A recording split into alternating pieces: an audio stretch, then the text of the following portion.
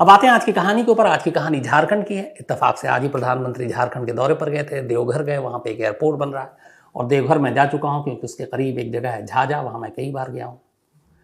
और तो आज वहाँ एक एयरपोर्ट का उद्घाटन हुआ और ये कहानी उसी झारखंड की है, लेकिन जमशेदपुर की है। जमशेदपुर जहाँ सुप्रतिम बनर्जी रहता है। जमशेदपुर में एक दबंग परिवार, इस परिवार के एक मलखान सिंह, सभी को जानते हैं, वहाँ पे एक दबंग नेता, और ये एमएलए भी रहे, विधायक भी रहे। तो पूरा परिवार अच्छा खासा दबंग, इनकी अच्छी खासी शहर में एक तरह से रोब रुतबा। उनका एक भाई, बल्कि साला, जिसका नाम है कन्हैया सिंह। कन्हैया सिंह 29 जून को, इसी पिछले महीने, उन्हीं के घर में कुछ बदमाश घुसते हैं और गोली मार देते हैं। कन्हैया सिंह की मौत हो जाती है। अब कन्हैया सिंह की मौत, एक दबंग नेता के साले की मौत, वो भी कत्ल, गोली मारकर। अब शहर में हंगामा हो गया। छोटा सा शहर है जमशेदपुर, और इसलिए कि उस शहर के लोग ये जानते हैं कि जब किसी दबंग से जुड़ा हुआ या किसी नेता से जुड़ा हुआ कोई ऐसा मसला होता है तो क्या होता है। तो अब शहर में ये था कि कहीं पुलिस को भी ये खतरा था कि अब ये जो कत्ल हुआ है, कहीं इसको लेकर गैंग वॉर ना शुरू हो जाए, खून खराबा ना हो जाए बदला लेने के लिए। और इस कत्ल को लेकर विरोध प्रदर्शन शुरू हो गया। अब पुलिस के ऊपर दबाव बढ़ता गया, कातिलों को पकड़ो। तमाम नेताओं ने भी धरने प्रदर्शन, चक्का जाम शुरू कर दिया। और चूंकि कांग्रेस से ताल्लुक था मलखान सिंह का, कांग्रेस के एमएलए रहे, तो कांग्रेसी नेता भी सब उतर आए सड़क पर। जो झारखंड के पूर्व मुख्यमंत्री हैं वो भी, उन्होंने इस कत्ल को लेकर अपनी बयान दिए। अब कांग्रेसी नेता सब धरना प्रदर्शन भी कर रहे हैं, शहर में लोग भी कर रहे हैं, और जो मलखान सिंह के लोग हैं, जो चाहने वाले, वो भी कर रहे हैं। पुलिस के ऊपर प्रेशर है। यहाँ तक कि मलखान सिंह ने अपनी तरफ से ऐलान कर दिया कि जो भी कातिल का सुराग देगा उसको वो 1 लाख रुपए देंगे। अब मलखान सिंह अपने साले के कातिल के लिए 1 लाख रुपए का इनाम देने का ऐलान कर रहे हैं, और पुलिस के ऊपर प्रेशर है कि कातिल को पकड़ो, जल्दी पकड़ो। मामला पॉलिटिकल हो गया। अब यहाँ से पुलिस अपनी तफ्तीश शुरू करती है। दबाव तो था ही था। अब पुलिस सबसे पहले घर वालों से तमाम चीज़ पूछताछ करती है। कोई ऐसी बात सामने नहीं आती जिससे पुलिस को कोई शक हो। फिर पुलिस अपनी बेसिक पर लौटती है, कहती चलो टेक्नोलॉजी का इस्तेमाल करते हैं। चूंकि कत्ल जो हुआ था, ये आदित्यपुर इलाका है जमशेदपुर में, जहाँ पे ये रहते थे कन्हैया सिंह। तो कन्हैया सिंह के घर में ही हुआ था कत्ल, और कन्हैया सिंह के पास बाकायदा उनके अपने सुरक्षा कवच यानी गार्ड भी हुआ करते थे, लेकिन किसी को मौका ही नहीं मिला। कातिल आए, गोली मारी और भाग गए। तो पुलिस ने कहा चलो आदित्यपुर उनके घर से ही शुरू करते हैं। सीसीटीवी फुटेज आजकल सबसे आसान है क्राइम के सीन को खंगालना या परखने के लिए। तो पुलिस ने सीसीटीवी फुटेज को खंगालना शुरू किया। इत्तेफाक से कामयाबी मिली। एक कैमरे में एक शख्स बड़ी तेजी से भागता हुआ नजर आया, बदहवास। और पुलिस को उस कैमरे का जो वक्त था और कन्हैया सिंह के कत्ल का जो वक्त था वो लगभग आसपास का था। तो यही था कि शायद यही कातिल है जो भाग रहा है। इसके अलावा कुछ और परछाइयां भी थी, लेकिन कैमरे की इमेज बड़ी साफ नहीं थी, धुंधली सी थी। रात का वक्त भी था और थोड़ी दूरी की वजह से भी। तो अब पुलिस को लेकिन ये मिला कि हाँ, इस वक्त पे, जिस वक्त कत्ल हुआ है, जो चश्मदीदों ने जो टाइम बताया उस हिसाब से एक शख्स भाग रहा बदहवास। पुलिस ने खैर उसको जीरो इन करना शुरू किया। उसके बाद उसकी अच्छे क्वालिटी में करने के बाद उसको अब चेक करना शुरू किया कि यह है क्या। तस्वीर क्लियर नहीं थी, लेकिन फिर भी ने उस सीसीटीवी फुटेज के जरिए उस इमेज को सामने लाया। और जब इमेज सामने आया तो पुलिस को पहली कामयाबी मिली। जो शख्स सीसीटीवी फुटेज में था उसकी पहचान हुई निखिल गुप्ता नाम के एक क्रिमिनल के तौर पर। जब पुलिस ने निखिल गुप्ता की कुंडली खंगाली तो पता चला कि एक शूटर टाइप है, किराए पे कत्ल करता है, बदमाश भी है। अब पुलिस को लगा कि निखिल गुप्ता ने एक पूर्व एमएलए दबंग नेता के साले का कत्ल क्यों किया, उसकी क्या दुश्मनी हो सकती है, या किसी ने कत्ल करवाया। अब ये जांच चल रही है। पुलिस को अब चेहरा मिल चुका था, नाम मिल चुका था, लेकिन अभी निखिल भी नहीं मिला और उसकी तलाश जारी थी कि आखिर ये कत्ल हुआ क्यों। लेकिन फिर भी उधर धरना प्रदर्शन चल रहा है। पुलिस ने परिवार को ये तसल्ली देने की कोशिश की कि हमने कातिल को ढूंढ लिया है। निखिल गुप्ता का नाम भी बताया, लेकिन परिवार मानने को तैयार नहीं कि वो करेगा। उनकी नज़र में ये बहुत बड़ी साजिश थी। तो 1 लाख का इनाम अब भी कायम है मलखान सिंह की तरफ से। अब पुलिस निखिल गुप्ता के कॉल डिटेल को खंगालती है तो पता चला कि हाँ, जिस रात कत्ल हुआ उसका पूरा लोकेशन उधर ही था। उसके बाद उसके कॉल डिटेल को और जब आगे तक खंगाला गया तो पता चला कि अब तो वो शहर छोड़कर भाग चुका है और बनारस पहुंच गया है। अब ये सारी चीज़ें मिली, कॉल डिटेल से एक और चीज़ पता चली कि कत्ल से पहले उस दिन लगातार निखिल गुप्ता एक नंबर पे सबसे ज़्यादा बात कर रहा था, और ये नंबर था राजवीर नाम के एक नौजवान का। अब पुलिस को लगा कि राजवीर कौन है, सबसे ज़्यादा कॉल उसी के नंबर पे, एन कत्ल से पहले, कत्ल के बाद, कत्ल के फिर कई घंटों बाद भी। अब पुलिस ने राजवीर को टटोलना शुरू किया तो पता चला कि राजवीर कभी इन्हीं कन्हैया सिंह के पड़ोस में रहा करता था। अब राजवीर की और कुंडली खंगाली गई तो पता चला कि राजवीर कन्हैया सिंह की एक बेटी जिसका नाम अपर्णा सिंह है, उसका बॉयफ्रेंड हुआ करता है। और जब डिटेल में पुलिस ने छानबीन की तो पता चला कि इन दोनों ने स्कूलिंग साथ में की, और जब ये 8वीं में थी अपर्णा और 10वीं में था राजवीर, तभी इन दोनों में दोस्ती हुई, फिर प्यार हो गया। फिर ये मामला कॉलेज तक चला और दोनों एक दूसरे को प्यार करते थे, और ये पड़ोस में रहता था अपर्णा के ही घर के। तो मुखबिरों और बाकी लोगों से पता चला कि इन दोनों के इस प्यार के रिश्ते की खबर कन्हैया सिंह को लग गई, और कन्हैया सिंह ने इसके ऊपर फिर गुस्सा हुए, अपनी बेटी को डांटा और साथ में फिर राजवीर को बुलाकर कई बार डांटा। बट इन दोनों का मिलना जुलना, बातचीत जारी रहा। ये बात कन्हैया सिंह को पता चली, वो फिर नाराज़, और कन्हैया सिंह ने फिर राजवीर को न सिर्फ कई बार बुलाया, धमकाया, बेइज्जत किया, फिर उसके परिवार वालों को भी धमकी देनी शुरू की कि अगर तुम्हारा बेटा मेरी बेटी के करीब आया, पीछा नहीं छोड़ा तो सबको मार डालेंगे। राजवीर के माँ बाप शरीफ थे, उन्हें लगा कि ये दबंग परिवार है, इनका जीजा जो है वो एक्स MLA है, शहर में रुतबा है, और हम सीधे साधे लोग पता नहीं क्या हो जाए। तो राजवीर के माँ बाप ने कहा कि बेहतर यही है, जान बचाओ और इस इलाके से निकल जाओ। उन्होंने वो इलाका छोड़ दिया, अपना घर बेचकर दूर उस बस्ती से कहीं और जाकर बस गए। लेकिन राजवीर और अपर्णा का प्यार जारी था। इस दौरान राजवीर को उसके घर वालों ने, माँ बाप ने समझाया कि बेटा, जिस जगह तू जा रहा, जिस रास्ते पे जा रहा, वो अच्छे लोग नहीं हैं। मैं तेरे प्यार के खिलाफ तो नहीं हूँ, लेकिन उनकी परिवार जो है वो शायद हमें बख्शेगा नहीं। तो राजवीर को भी इस बात का एहसास हुआ कि शायद अपर्णा के साथ प्यार उसके परिवार पर भी भारी पड़ेगा। उसने फिर अपर्णा से बात की और कहा कि हमारा रिश्ता यहीं तक हम खत्म कर देते हैं। लेकिन एक रोज़ अचानक ये हुआ कि अपर्णा ने एक वीडियो शूट किया। उसने चूहे मारने वाली दवा जो है, जहर है, उसको लिया और वीडियो में पूरा उसने बोला कि अब मैं खुदकुशी करने जा रही हूँ, तुम्हारे बिना जी नहीं पाऊंगी, और तुमने मुझे छोड़ा, मुझसे अलग हुए तो मैं मर जाऊंगी, और ये वीडियो शूट कर रही हूँ, तो अपना जवाब दो कि तुम मुझे छोड़ोगे नहीं, तुम मुझे प्यार करोगे। इस वीडियो को देखने के बाद राजवीर डर गया। उसे लगा अगर अपर्णा ने ऐसा कुछ कर लिया तो उसके घर वाले तो फिर तो उसके पूरे फैमिली को ही मार डालेंगे। फिर उसने अपने फैसले को पलटा और अपर्णा को कहा ठीक है, मैं तुम्हें छोड़ूंगा नहीं। इसके बाद दोनों में फिर बातचीत शुरू हो गई, मिलना जुलना शुरू हो गया, और इत्तेफाक से ये बात फिर कन्हैया साहब को पता चल गई, जो अपर्णा के पिता थे। वो फिर नाराज़ हुए, फिर धमकी दी। अब इन तमाम धमकियों से राजवीर बड़ा अजीब सी उसकी हालत हो गई। उसे लगा कब तक ऐसे चलेगा, शादी होगी नहीं शायद, और ये उसके परिवार को नुकसान ना पहुंचाए। तो उसे लगा कि कुछ ऐसा करूं जिससे ये डर और दहशत दूर हो जाए। इसी सोच के साथ वो भटकता रहा। इसी भटकाव के दौरान उसकी मुलाकात निखिल गुप्ता नाम के एक बदमाश से हुई। ये एक शूटर भी था। उसने अपने मन की बात बता दी। अच्छा, उस इलाके में ज़्यादातर लोगों को पता था कि कन्हैया सिंह की बेटी के साथ राजवीर का इश्क है। तो निखिल गुप्ता ने जब ये सुना तो उसने कहा कि मैं भी कन्हैया सिंह से बड़ा तंग आया हूँ और मैं भी बदला लेना चाहता हूँ। तो उसने पूछा तुम क्यों?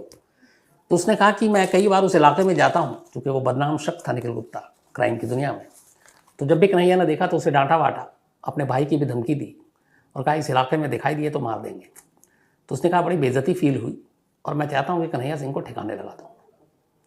अब दो लोग एक साथ एक सोच के साथ आ गए, वो ये कि कन्हैया सिंह को ठिकाने लगाते हैं।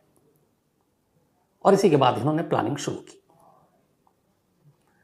अब पुलिस को पता चला इन दोनों की, पहले तो निखिल गुप्ता के CDR से कि वो बनारस में है। उसके बाद राजवीर के जब फ़ोन के जरिए पता चला तो पता चला कि वो कोलकाता के आया, वहाँ किसी फार्म हाउस में है। पुलिस की टीम पहुँचती है झारखंड की दोनों जगह, और सही सूचना थी तो बनारस से एक और कोलकाता से दूसरा, इन दोनों को गिरफ्तार कर जमशेदपुर ले आती है। जमशेदपुर लाने के बाद शुरू में दोनों इधर उधर भटकाते हैं पुलिस को, लेकिन फिर आखिर में सारी सच्चाई बता देते हैं। अब पुलिस ने लगभग केस सुलझा लिया। कातिल के तौर पर इन दोनों को भी पकड़ कर ले आए। अब जमशेदपुर और झारखंड पुलिस को लगा कि चलो जो पुलिस के ऊपर प्रेशर था वो भी खत्म हो गया। लेकिन इस दौरान भी धरना प्रदर्शन जारी है और कुछ कांग्रेसी के जो इलाकाई नेता हैं वो लगातार कर रहे थे कि नहीं ये साजिश बड़ी है, और वो चक्का जाम, सड़क जाम, ये सारी चीज़ें कर रहे हैं। पुलिस के खिलाफ नारेबाजी भी हो रही है। और मरखान सिंह का 1 लाख का इनाम अब भी कायम है कि जो भी सही सुराग देगा कातिल का। अब पुलिस को लगा कि दोनों को पकड़ लिया, ये दोनों ने कबूल भी कर लिया, लोग मान नहीं रहे। पुलिस ने फिर से इंट्रोगेशन करना शुरू किया, पूछताछ शुरू की।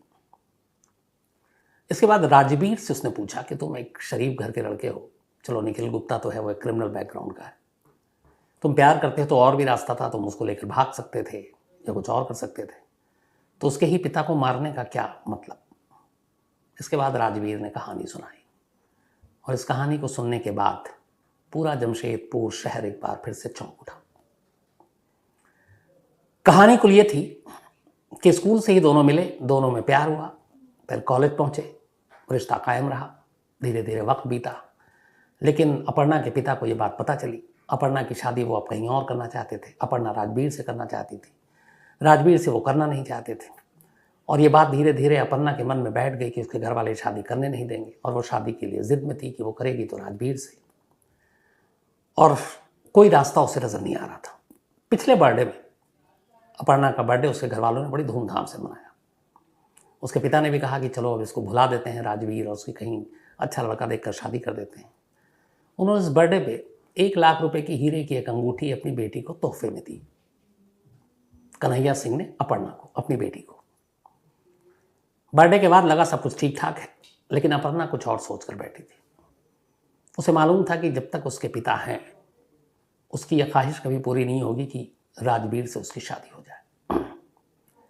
इसी के बाद उसने एक दिन राजवीर से कहा, उसने कहा कि देखो, मैं तुम्हारे बिना एक दिन वीडियो बनाई थी कि मैं जहर खाकर मर जाऊंगी।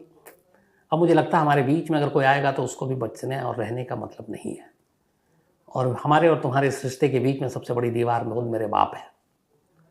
तो अगर मेरे बाप को रास्ते से हटा दो तो शायद हमारा मसला हल हो जाएगा। उधर राजवीर भी अपने परिवार और उसकी जो बेइज्जती हुई थी, वो उसके अंदर एक तरह से बदला लेने की एक वो थी कि वो बदला लेना चाहता है। अब लगा कि जब एक बेटी ही अपने बाप को रास्ते से हटाने की बात कर रही है तो वो भी तैयार हो गया। इसके बाद तय हुआ कि ठीक है, और इसी दौरान में निखिल गुप्ता से मुलाकात हो गई। निखिल गुप्ता ने कहा ठीक है, मैं गोली मारूंगा, लेकिन एक पिस्टल की ज़रूरत पड़ेगी। अब क्या करें। एक और लड़के की एंट्री होती है जो वहीं के एक कांग्रेसी नेता का नाबालिग बेटा है। उसकी दोस्ती पटना में कुछ लोगों से थी। वो वहाँ पहुँचते हैं और करीब 6,500-7 हज़ार रुपये में कट्टा खरीदते हैं। इस दौरान में 20 जून को, अब यहाँ से शुरू होती है प्लानिंग, बल्कि शुरू हो गई 19 जून से ही। 19 जून को अपर्णा ये कहती है कि मेरे पापा कल 20 जून को सोनपुर जाएंगे बिहार, और वहाँ कोई होगा नहीं तो तुम आसानी से वहाँ उनको रास्ते से हटा सकते हो। इसके बाद निखिल, साथ में राजवीर और वो नाबालिग बच्चा, ये जमशेदपुर से सोनपुर के लिए निकलते हैं। वहाँ जाते हैं जिस जगह पे, अच्छा सारा व्हाट्सएप पे लोकेशन अपने बाप का खुद अपर्णा इन कातिलों को देती है और अपने प्रेमी को। उधर अंगूठी उसने दे दी थी। अपर्णा ने कहा कि ठीक है, कातिल का इंतजाम करो, गोली चलाने वाले का। राजवीर ने निखिल गुप्ता का इंतजाम किया। निखिल गुप्ता ने कहा कि मेरा इसमें फ़ायदा क्या है, मुझे पैसे चाहिए। तो उसे 5,000 रुपये कैश, एक शराब की बोतल ये दी गई। उसने कहा ये कम है, तो उसने कहा ये लो। अपर्णा ने अपने पिता की हीरे की अंगूठी जो जन्मदिन पर उसको तोहफे में मिला था वो राजवीर को दिया और कहा कि अगर पैसे कम पड़े तो ये कातिल को दे देना। राजवीर के पास पैसे थे नहीं। उसने 5,000 रुपये और शराब की बोतल के अलावा कहा ये लो, इसकी कीमत 1 लाख रुपये है, ये अंगूठी तुम सुपारी के तौर पर रख लो। निखिल ने वो अंगूठी रख ली। इसके बाद ये लोग सोनपुर पहुँचे। कट्टा ले चुके थे, लेकिन वहाँ देखा कि काफ़ी भीड़ है और उस भीड़ में गोली चलाकर भागना मुश्किल है।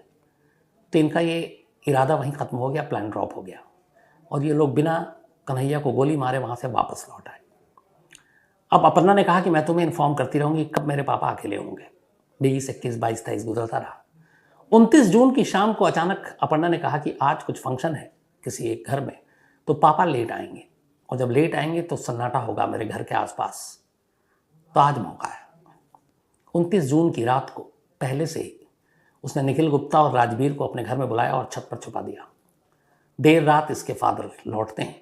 जैसे ही वो घर में सीढ़ी पर चढ़ रहे होते हैं, निखिल गुप्ता कट्टा निकालता है और गोली मार देता है, और इसके बाद वो लोग वहाँ से भाग जाते हैं।